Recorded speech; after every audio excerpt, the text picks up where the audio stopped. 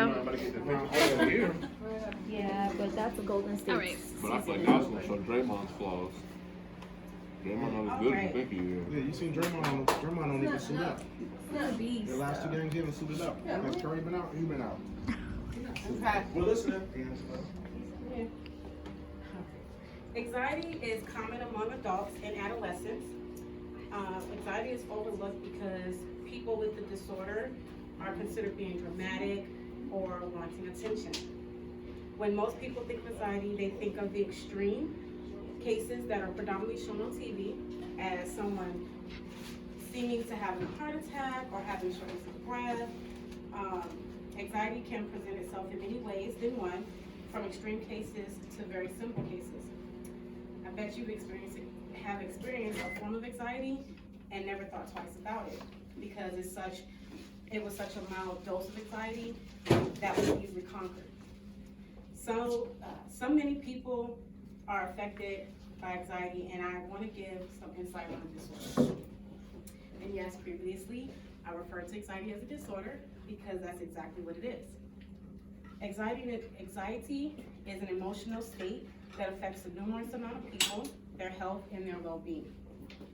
As stated by the National Institute of Mental Health on November 7, 2017, the article called An Anxiety Disorder, an estimated 19.1% of U.S. adults have had an anxiety disorder in 2016, where females' anxiety was higher at 23.4% and males at 14.3%. It seems adolescents suffer more from anxiety disorders, as an estimated of 31.9% has had an anxiety disorder. The male and female ratio of having an anxiety disorder is closer than the adults that have had anxiety, and that ratio is 38% higher in females and at 26.1% in the males. There are multiple types of anxiety disorders that people can suffer from. Do you believe you've ever had or suffered from anxiety?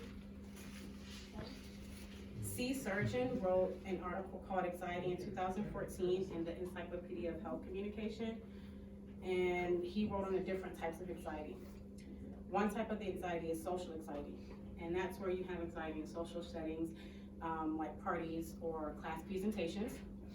I've experienced anxiety when giving my first speech for this communication class. I still experience a little bit, but not as much. Another form of anxiety is called generalized anxiety disorder.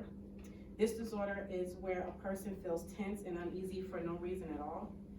And this disorder can also be associated with other conditions like panic disorder or depression. The other disorder that is associated with anxiety is obsessive compulsive disorder, also known as OCD. This disorder can put anxiety into overdrive, and this disorder can be very disruptive to a person's life, hindering them from functioning socially or becoming financially dependent on people because of their habitual rituals that they've created from their OCD. You'll probably know some of the symptoms from anxiety, but then there are a few that might shock you. People have an outlook on anxiety as an isolated person, unable to function in the world, or when they think of anxiety, you might picture a person breathing in a brown paper bag or rocking back and forth in the corner. But when in reality, you could be sitting next to someone who's suffering from anxiety and you never know. That person might not even know that they're experiencing themselves. The symptoms of anxiety can affect you mentally, causing a lack of concentration, irritability, overthinking, indecisiveness, misperception of situations, unable to relax, feeling wired or restless.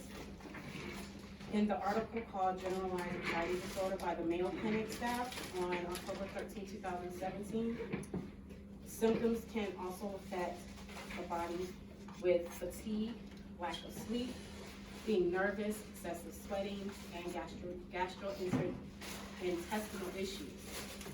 Anxiety can take a toll on the mind and body, and since there are different types of anxiety, the causes and symptoms vary from person to person and situations. Let's talk about diagnosing and treatment.